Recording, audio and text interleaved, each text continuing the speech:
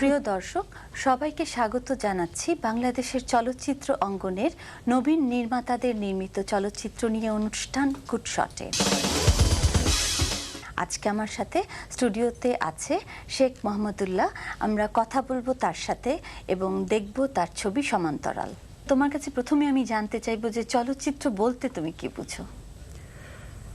চলচ্চিত্র বলতে আমার কাছে যেটা মনে হয় যে একদম ন্যাচারাল জিনিসটাকে তুলে আনা, যার ভিতরে শিল্পের ব্যবহার থাকবে, যার ভিতরে সম্পাদনা থাকবে, যার ভিতরে অ্যাপ্রোপ্রিয়েট মিউজিকের ব্যবহার থাকবে, এর সমন্বয়ে একটা জিনিসই চলচ্চিত্র। তুমি নিজেই বললে যে অনেক আর্টের সমন্বয়ে এক চলচ্চিত্র, এটাই তোমার কাছে চলচ্চিত্র। তো তুমি আরো অন্যান্য আর্টের মিডিয়াতে বিচরণ না করে চলচ্চিত্রটাকেই কেন বেছে নিলে পার্সোনালি? যখন আমি গ্রুপ থিয়েটারে ঢুকি কেন যেন তখন থেকে ভিতরে পোষণ করতাম যে আমি আসলে ডিরেকশন দিব। যেহেতু আমরা স্টেজে একটা মিজোসিন দেখি, সম্পূর্ণ একটা জিনিস তৈরি করে দেখি, আমার কাছে মনে হচ্ছে এই জিনিসটাকে যদি মিজোসিন না করে মন্তাজের মাধ্যমে আমি উপস্থাপন করতে পারি, সেটা আরও ভালোভাবে করা যাবে। সেখান থেকে আমার কাছে মনে হয়েছে যে আমি ফিল্ম তৈরি করব। তোমার মতে চলচ্চিত্রের মতো একটা স্পেশালাইজ বিষয়ে প্রশিক্ষণটা কিরকম হওয়া উচিত এবং আমাদের দেশের প্রেক্ষাপটে এর অবস্থানটা কিরকম? আমি আমার নিজের বিষয়টা বলবো যে আমি আসলে যতটুকু শিখেছি কাজ করতে করতে শিখেছি, হাতে কলমে আমার প্রশিক্ষণটা হয়েছে, কিন্তু আমি বিশ্বাস করি যে এর জন্য অবশ্যই থিওরির একটা আলাদা গুরুত্ব আছে। যারা প্রথম ছবি বানাচ্ছে তাদের জন্য ফিকশন ধর্মী না মানে ডকুমেন্টারি, কোন ধরনের ছবি তুমি মনে করো উপযোগী প্রথম ছবি হিসেবে বানানো?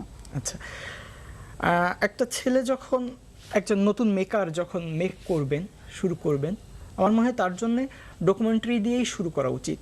তাতে ওখানে অনেক ধরে ধরে ধরে বুঝে বুঝে করার সুযোগ থাকে। তোমার ছবির বাজেটটা আমাদেরকে শেয়ার করো, কিরকম ছিল আর কিভাবে তুমি এটা কালেক্ট করলে, কারণ এটা একটা বিশাল আয়োজন আসলে। হ্যাঁ, আর লোকেশন, আর তুমি এখনো ছাত্র, সো এই সাপোর্টটা তুমি কিভাবে অ্যারেঞ্জ করলে?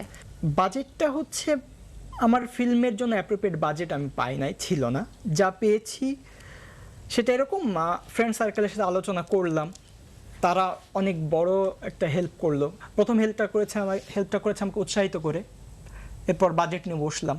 বাজেটের ক্ষেত্রে ডক্টর গুলজার হোসেন উজ্জ্বলের কথা বলতে হয়। উনি একটা পরিপূর্ণ বাজেট না দিতে পারলেও একটা ভালো বাজেট আমাকে দিয়েছেন। আর বাকি যে বাজেটটা ছিল সেটা বিভিন্ন ফ্রেন্ড সার্কেল, বড় ভাই, ইন্দিরা মিলে আর কি ব্যবস্থা করে দিয়েছেন। সেইভাবে বিভিন্ন হেল্প নিয়েই তৈরি আর কি। তুমি বলছিলে যে তোমার বন্ধুদের অনেক সহযোগিতা পেয়েছো, তো এই মুহূর্তে তোমার কার কথা খুব বেশি মনে পড়ছে যে এই ফিল্মটার সাথে, বা কাদের কথা যে যারা জড়িত না হলে ফিল্মটা হতো না? এই মুহূর্তে মনে পড়ছে, আমি বলতে চাই মিঠু ভাই, রিপন, রতন, লিপু, যারা শারীরিক পরিশ্রম করে, প্রচুর পরিশ্রম করে আমার ফিল্মটাকে উঠাতে সাহায্য করেছে। আমি বলতে চাই ফিল্মের সিনেমাটোগ্রাফার শান্তনুর কথা, তুহিন অবন্তর কথা, যাকে আমি আসলে আমার গুরু বলে মানি, যিনি আমাকে হাতে খড়ি দিয়েছেন। আমি এই মুহূর্তে মনে করতে চাই নোমান ভাইকে, যিনি অভিনয় করেছেন।